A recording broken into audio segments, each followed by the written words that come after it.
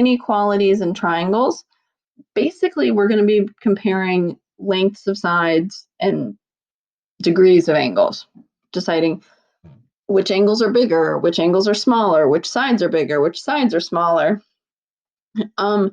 Really, one of the key concepts of this entire section is that the longest side of a triangle and the largest angle are opposite each other. And then conversely, the shortest side of a triangle and the smallest angle are opposite each other. Think about if you have a very large angle, right? It's open really, really wide. Isn't a really wide angle going to create a really long side across from it? And then isn't a really narrow angle going to create a really short side across from it? That's honestly one of the main concepts here. So large angles are going to make large sides across from it. Small angles are going to make small sides across from them. So the first theorem we're going to talk about is going to kind of actually just be a continuation of that. It's called the triangle longer side theorem. And it's one of those ones that like sounds complicated. And then when you look at it with a picture, it's pretty straightforward. It's really like big sides make big angles make big sides, etc. So if one side of a triangle is longer than another side, then the angle opposite the longer side is larger than the angle opposite the shorter side. So if one side of a triangle is longer than another, then the angle opposite the longer side is larger than the angle opposite the shortest side. So what that basically means is that if you have a long side, that's where the bigger angle is going to be, or what it's going to be across from. The shortest side is going to be across from the shortest angle. So really the main part of this is going to be identifying, okay, well, which side is the shortest, which side is the longest, which angle is that across from? If you take a look at your picture here, and how we normally write this is with inequalities. So if you take a look, isn't side JL the longest side of this triangle? This one that's 32 feet. So this is the longest side of your triangle. What angle is that across from? K. All right, so that is across from angle K. That means angle K is the biggest triangle in your picture here. So we're going to say that angle K is greater than, and then what the next biggest side is 26, right? Well, what angle is that across from?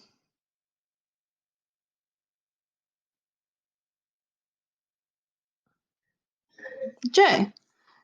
That's across from J. So that means angle J is the next biggest.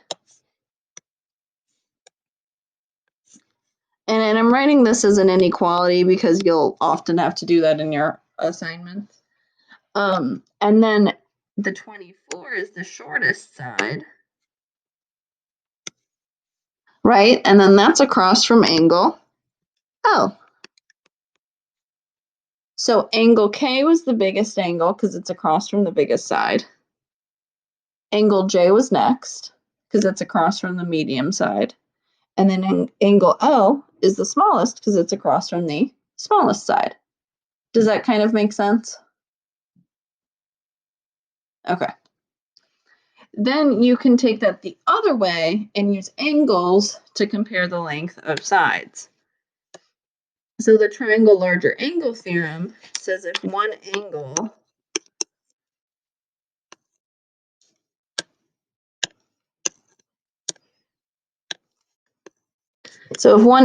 of a triangle is larger than another angle, then the side opposite the larger angle is longer than the side opposite the smaller triangle, or the smaller angle. So if you take a look at your picture here, we have two angle measurements, 51 and 47. So we're going to have to use these angle measurements to decide which side is the biggest, which side is medium, which side is the smallest. Now, before I start to put my sides in order, what's one thing do you guys notice? There's one thing we need to figure out first. I would find that other angle first, right? Why start this if you have missing information? So add up your two angles, 51 and 47, and subtract that from 180. So 180 minus 51 and 47. And that missing angle is 82. All right, so the missing angle is 82. So now, again, the biggest side is going to be across from the biggest angle. So which angle is the biggest angle here? 82, right? Angle F. And that would be across from which side?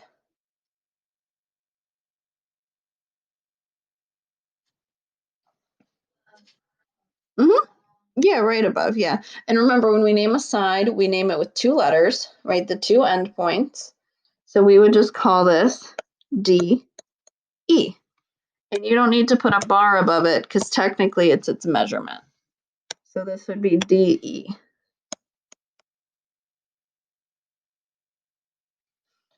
All right, so then we put greater than because that's the biggest one. So DE is greater than. Somebody else, what's the next biggest angle?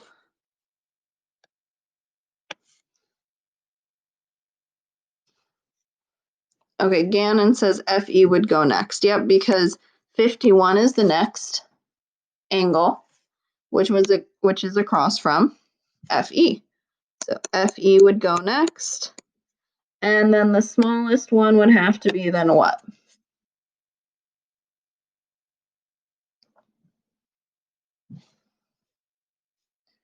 Oh, come on, guys. Any ideas? Abby, what do you think? Which angle is the smallest one here? What was that? I'm sorry. DF, yeah, exactly. That would be across from the 47, right? Good. So DF is then the smallest. Are we good with that? Okay. All right, so now we're just going to try this out. We're going to list the angles of the given triangles from smallest to largest. And so sometimes you'll have to do like inequalities like this. Sometimes you might do the inequality the other way. Just make sure you read it. So we listed here, we did from biggest to smallest. Here our directions say to list the angles from smallest to largest. And we're just being asked to list them. So just list them. So like commas in between. All right, so list the angles of the given triangles from smallest to largest. So smallest angle is going to be across from the smallest side. So you look for your smallest side first, which is 16, and 16 would be across from angle N. So angle N is the smallest. Rosalind, what do you think would have to go next?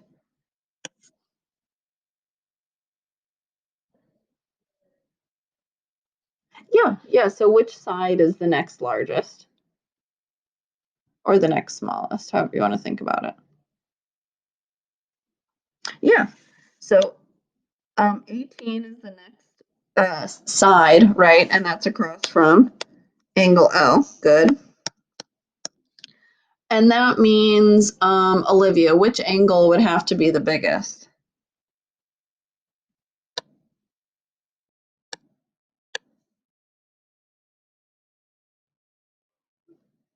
Which one? So N was actually the smallest because angle N, so 16 is your smallest side, right? And isn't the 16 across from N? And then 18 is your next in size, and that's across from L. And then isn't 30 your biggest side? So yeah, so that would be across from M. Does that make sense, Olivia?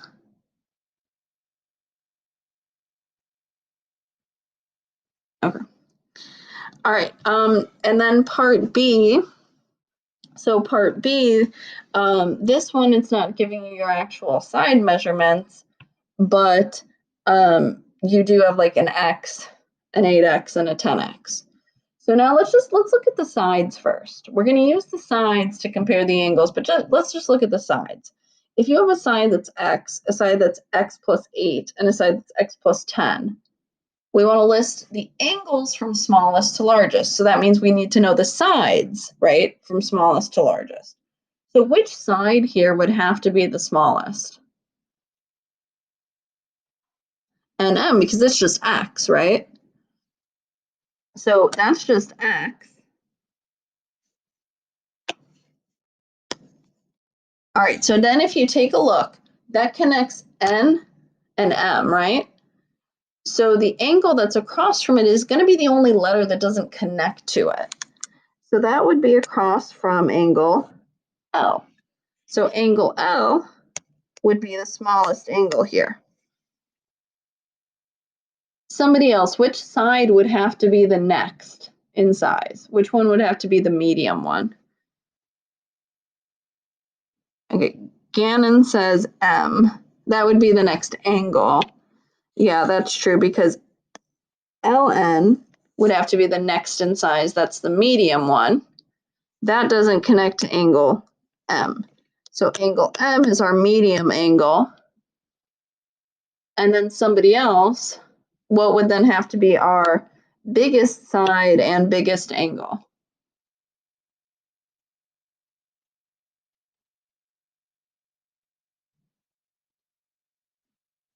Hannah, what do you think? What would have to be our biggest side, and then which angle is across from it?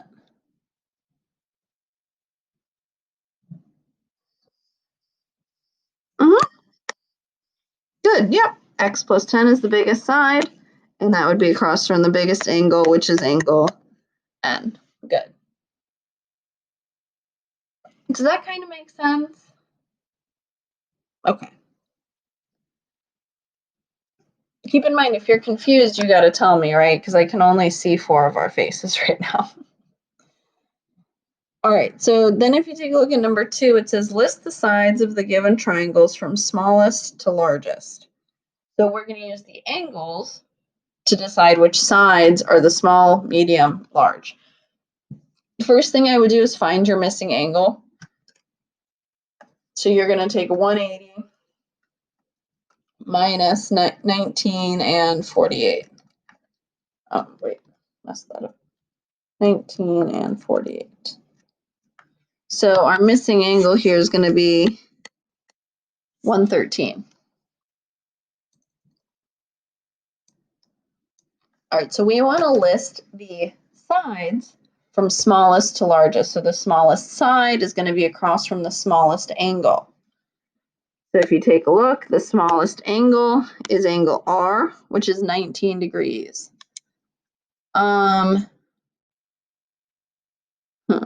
Natalie, which side would that be across from? Which side would have to be the shortest side here?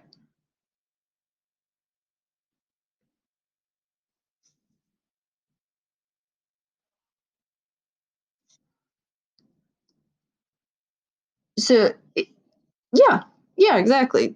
Are you okay with that, Natalie? Or did it just take you a second? Oh, yeah, no, that's okay. Oh, no worries. I totally understand. Yeah, so angle R, right, is the smallest, good, and that would be across from QS. So QS is the smallest. And then the medium one, that would have to be angle S, which is 48. Ethan, what would have to be our medium side then?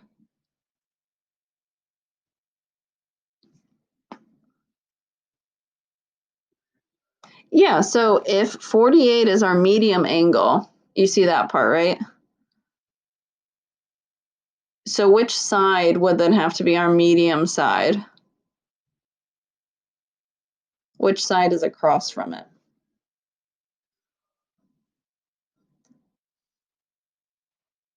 Well, so when you name a side, you want to pick 2 letters.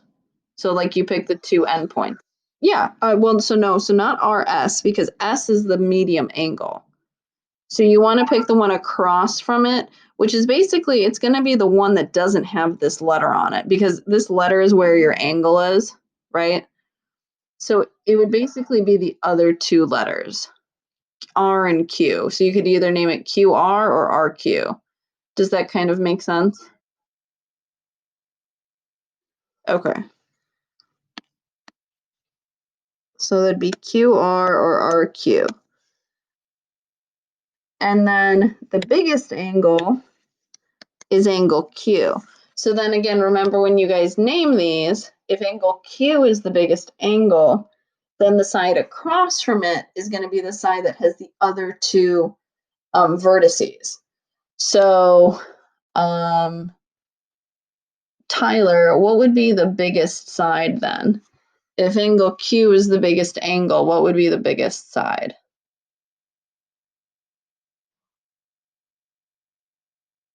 Yeah, RS, good. So remember, when we name our angles, we use 1 letter.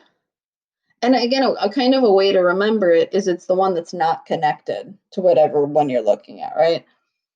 Okay, so then if we take a look at B, we again want to use our angles to figure out information about our sides. So the smallest angle is going to be across from the smallest side. The medium angle is going to be across from the medium side. The biggest angle is going to be across from the biggest side. So which angle here, this one's a little trickier because of the x's. Which angle would have to be the smallest? The one that's x, the one that's 2x, or the one that's x minus 4? Yeah, that would have to be the smallest because you're subtracting, right? So that's your smallest angle.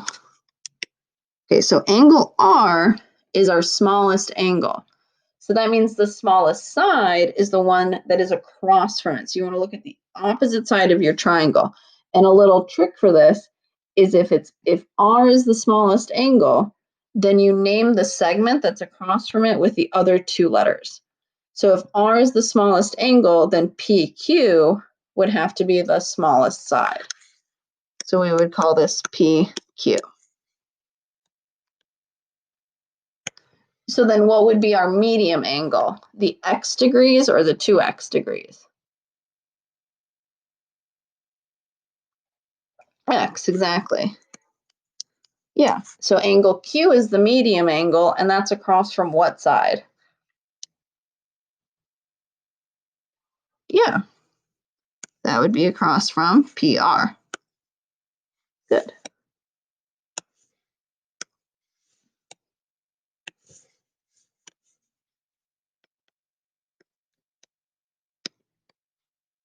And then the last thing,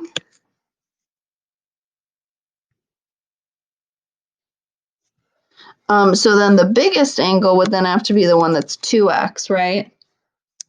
So then that would have to be across from the biggest side, which would be what?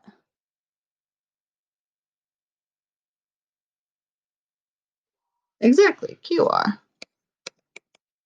Okay, good. Are there any questions about how that works? No. Okay. We sure nobody has any questions? All right.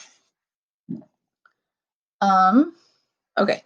So the next thing we're going to look at is using the triangle inequality theorem.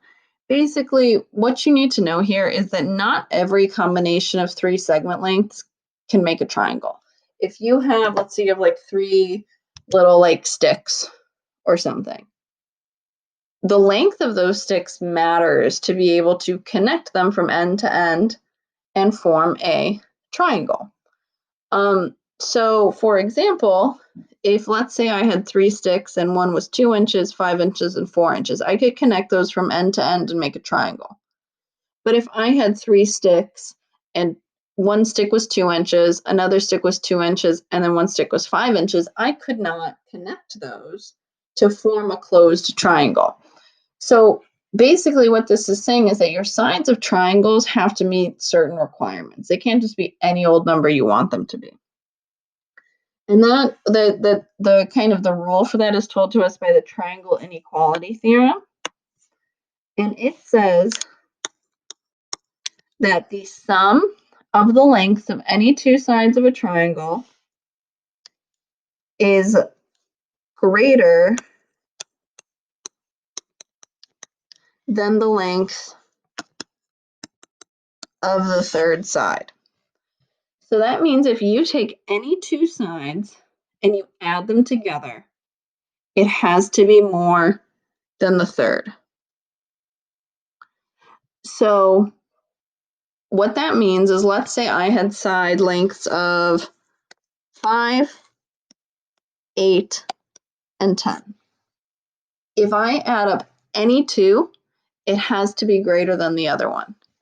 So take a look. Is 8 plus 5 more than 10? Yeah. Is 5 plus 10 more than 8? Yes. Is 8 plus 10 more than 5? Yes. So those would work for the sides of triangles. Let me show you something then that wouldn't work. And we'll go back to the 8, 10, and 5 in a second. I just want to show you something that won't work. Let's say I told you this side was 5, this side was 12, and actually, yeah, it doesn't matter if it's drawn to scale, and this side's 6. 12 plus 5 is more than 6, so that works. 12 plus 6 is more than 5, so that works. But is 6 plus 5 more than 12? No. So that would not work. Now, that does not mean you have to sit there and check all three of them every single time. There's actually a shortcut for this. And the shortcut for this is to check the two smallest sides. If the two smallest added together are greater than the largest, then automatically they'll all work. Okay, rather than having to check all three combinations. So again, let's say I told you that you had sides of 5, 8, and 10. If you just go ahead and you check the two smallest, so 5 and 8, 5 plus 8, let me write this down here where I have more room. 5 plus 8, that's 13. 13 is greater than 10. So that's all you need to work. Automatically, if the two smallest work, the rest will work. So I would maybe make a note to yourself, check the two smallest. All right, so we're going to practice this. So decide whether it's possible to construct a triangle with the given lengths. So I'm giving you 3 lengths here, and you have to decide, will this work? So what I want you guys to do is, again, the sum of any two has to be greater than the third. So the quickest way to check is to make sure the two smallest are greater than the other one. So if you have sides of 4, 9, and 10, and with these, there's not a lot of work you can show, but on your test, if let's say it says like explain, then for your explaining, you can just show like you're adding and show like, oh, if I add this, it's greater than this, right? So if you're asked to show some work for a problem like this, let me kind of show you what I mean. Because obviously you can just say yes or no, but I need to make sure that you know how to do it. So you take the two smallest sides, so that's 9 and 4, and you do 9 plus, or 4 plus 9 is greater than 10. That's what we're trying to make sure. 9 plus 4 is 13, and is 13 greater than 10? Definitely. So I would count this, or something along these lines, as showing work. You don't have to write it in the exact same manner, but that would work. So we would say yes. All right, then if you look at part B, take the two smallest sides, 8 and 9. So I need to check and make sure that 8 plus 9 is greater than 18. Well, is 8 plus 9 going to be greater than 18? No, this is going to be 17.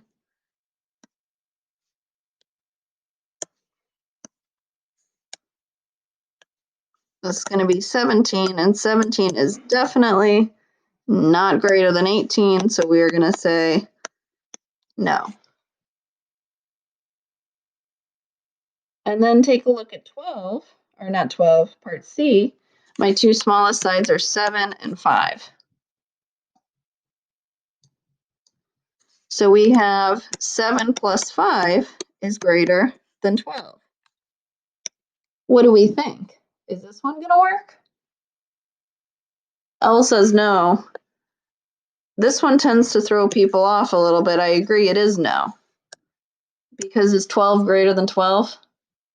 No, and the theorem specifically says greater than, right? So it has to be greater than. Equal to doesn't work. 12 is not greater than 12, so that's also a no. Any questions on ones like that?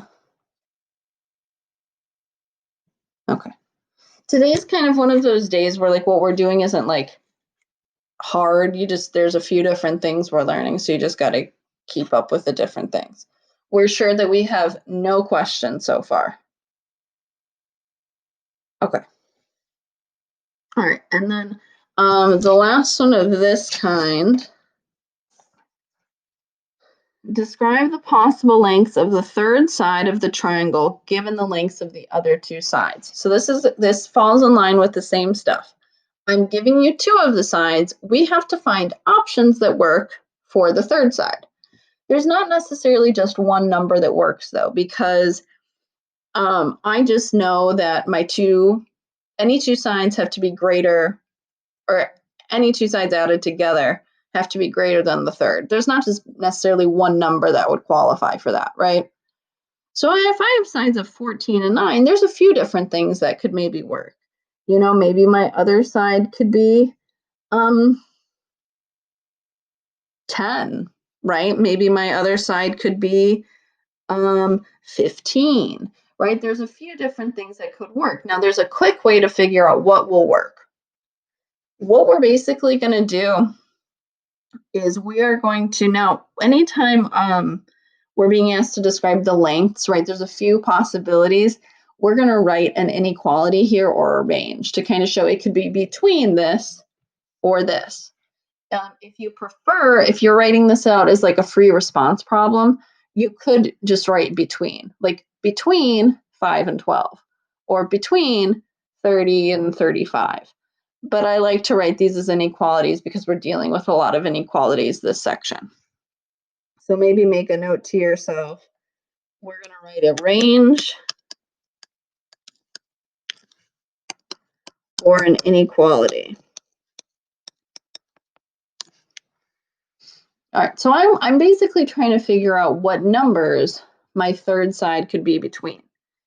The easiest way to do this, again, any two added together have to be greater than the third. You basically just add and subtract. To get the upper end of what you could do, you add together your two numbers. To get the lower end, you subtract your two numbers. So if I take 14 plus 9, I'm going to get 23. If I subtract 14 minus 9,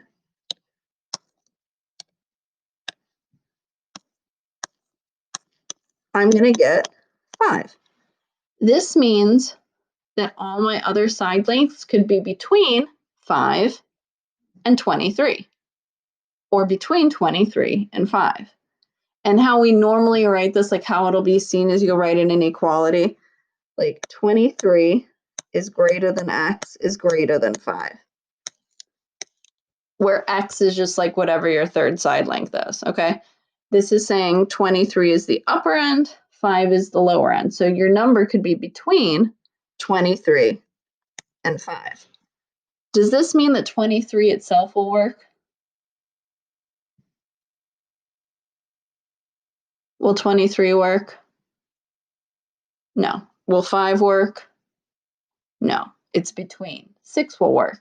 22 will work. 22.5 will work. Okay, but it has to be between, again, if you are answering this as a free response problem, you are also welcome to write like between 23 and 5.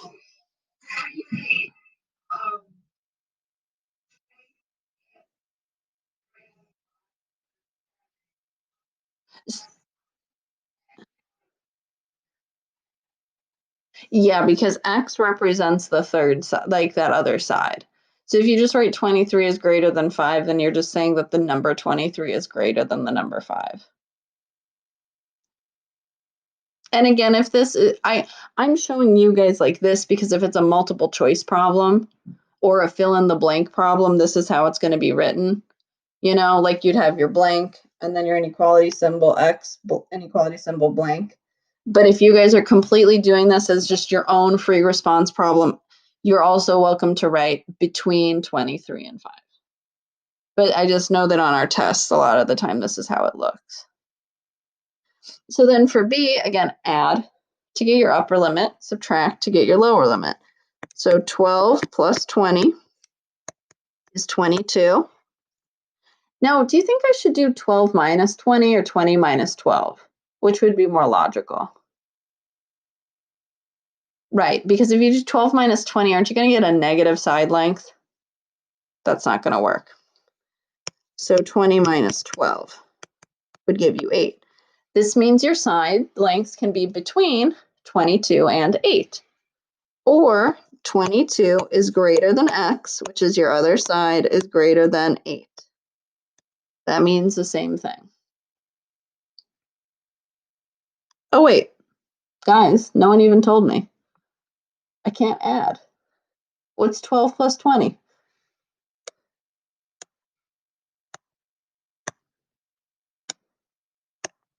32. It's like 22. 32. Sorry. So 12 plus 20 is 32. So your third side can be between 32 and 8. All right. And then the last one. Take a second, try out the last one, and then see if we can figure out what it is. And you guys can tell me.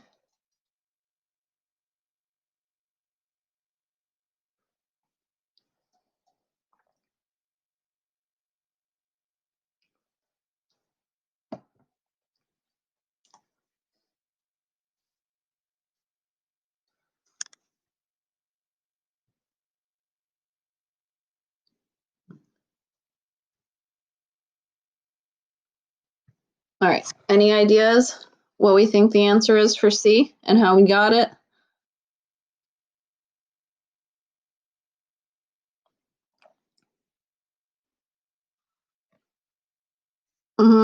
How'd you get 42? Okay. All right, 42 is greater than X. Yeah, it's greater than 12. Yeah, because then you would do 27 minus 15, right? So yeah, you should have 42 is greater than X is greater than 12, like this. Or say between 42 and 12. Are there any questions at all on the front? No. Okay. So the next thing we're going to talk about, and we'll see, I think I'm going to make an executive decision. And I think we might not do the bottom part. We'll see. I'm thinking about it.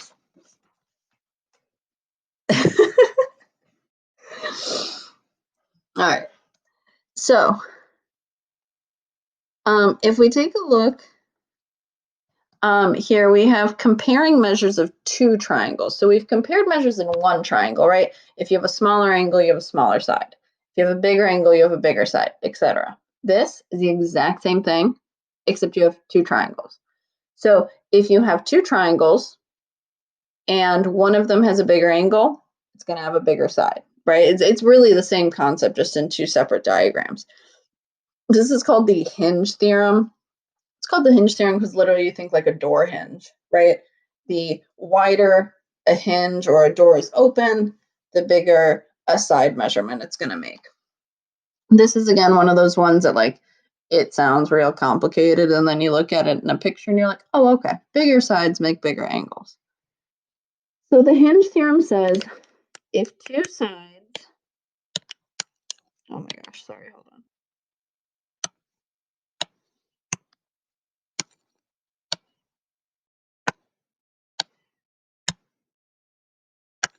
There we go. Okay. So if two sides of a triangle are congruent to two sides of another triangle, so if you have two triangles and they have two sets of congruent sides, like here, Vx is congruent to RT and VW is congruent to RS. And the included angle of the first is larger than the included angle of the second, then the third side of the first is longer than the third side of the second. So what this is basically saying is you have to have a diagram where you have triangles where two sets of the sides are congruent. Vx is congruent to RT and VW is congruent to RS. Then once you have that, see here how angle V is 88 and angle R is 35? Angle V is a bigger angle, right?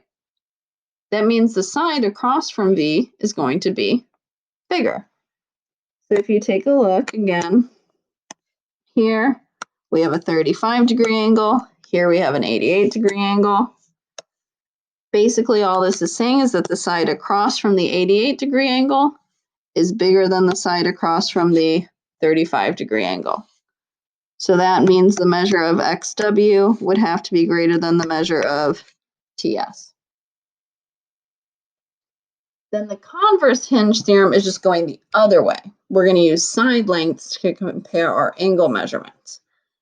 So this is if two sides of one triangle are congruent to two sides of another triangle, and the third side of the first is longer than the third side of the second, then the included angle of the first is larger than the included angle of the second. So again, if you take a look, we have two sets of congruent sides. CB is congruent to FE, and AC is congruent to DF. You have side AB, that's 12, and side DE, that's 9. Since side AB is bigger, the angle across from it's also bigger, right? So in this case, all this is saying is that since 12 is bigger, the angle across from 12 is going to be bigger than the angle across from 9. So the measure of angle C is going to be greater than the measure of angle F. Again, bigger angle, bigger side, bigger angle, etc. Do we see how that's pretty similar to what we did on the front? Okay.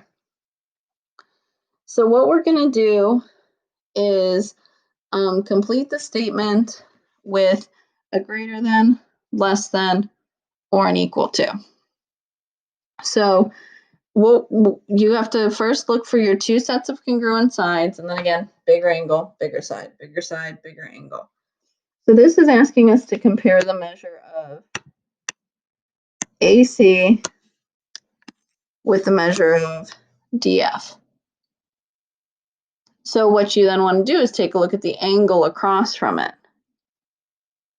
So which one do you think is going to have to be bigger or smaller if we compare AC with DF? Is going to have to be what, bigger or smaller? Bigger, exactly, because AC is across from 115, right? Where DF is across from 110. So again, AC is across from 115. DF is across from 110. So we would say AC is greater than DF. Good. Then let's take a look at, actually, let's go down to C, and then I'm going to have you guys take a second and try out B and D. Okay. All right. So if you take a look at part C, we're going to compare angle 1 with angle 2. Now, if you take a look at angle 1, that's across from a side that's 11. Angle 2 is across from a side that's 14. So which one do you think is going to have to be bigger or smaller?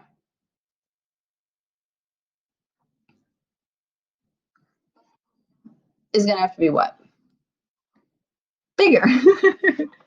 That's okay. So yeah, angle 2 would definitely be bigger than angle 1 because angle 2 is across from 14, angle 1 is across from 11. So with the way this is written here, and it's likely on your like test again. I have to look see exactly how we decided to set it up, but you could have like have the two angles and then maybe you fill in the inequality symbol in the middle. So you would say angle 1 was less than angle 2. All right, try out B and D. Take a second, try those ones out, see what you think. So we're going to complete it with either a less than, greater than, or an equal to sign.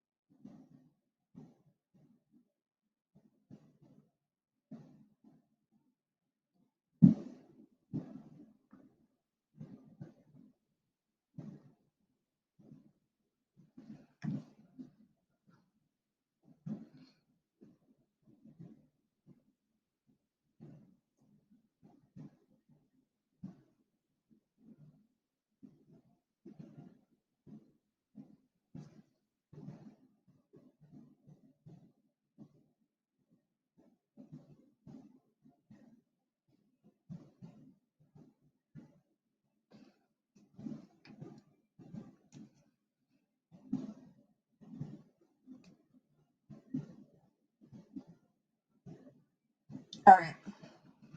What are we thinking about B? So for B, we are comparing angle HGI to angle IGH. That's the one next to it here. Any ideas with that one? Someone besides L, just because we heard from L twice. They're equal to each other. Colin, how'd you decide that? Mm-hmm. Yeah. Okay, yeah, we have a shared side that's congruent, the other congruent side. And then isn't this side the side across from it? They're both 6, right? Yeah, so those sides are congruent. So if the sides across from the angles you're trying to compare are congruent, then they're equal. Good. And then in part D, we're comparing KL and MN. So KL is across from the side that's 19. MN is across from the side that's 35. So somebody else, what did you say for that? KL is what to MN?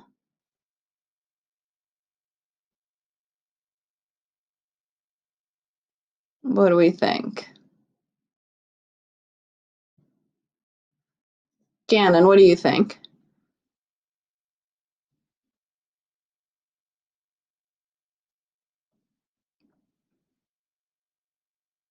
KL is less than MN, exactly.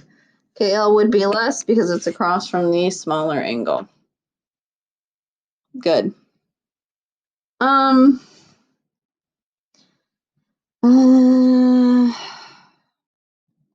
yeah, we're not doing the bottom. We're not going to do it. We don't even have enough time to really talk about it. It takes a while. So yeah, we're going to not do applying algebra to relationships and triangles just because